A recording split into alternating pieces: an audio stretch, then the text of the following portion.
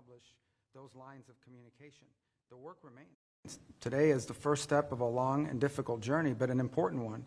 And President Trump is committed to bringing an end to this conflict, and as he said when he campaigned for president. And he wants it to end in a way that's fair. He wants it to end in a way that's sustainable and enduring, not that leads to another conflict in 2 to 3 years.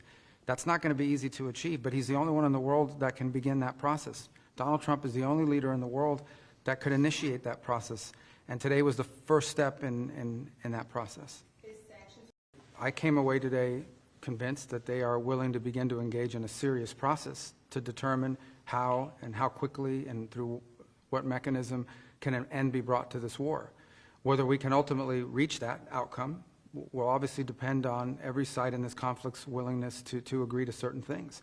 So I think it's important to have this meeting because we haven't really had much engagement with the Russians for almost 3 years.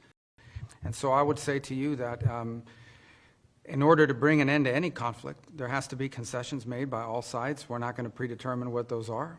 We're certainly not going to negotiate this today or in a press conference for that matter. But, and there are other parties that have sanctions. The European Union is going to have to be at the table at some point because they have sanctions as well that have been imposed. So, but I guess the point here is the goal is, and we agreed on what the goal is to bring an end to this conflict in a way that's fair, enduring, sustainable, and acceptable to all parties involved. What that looks like, well, that's what the ongoing engagement is going to be all about. Lavrov from rescinding sanctions.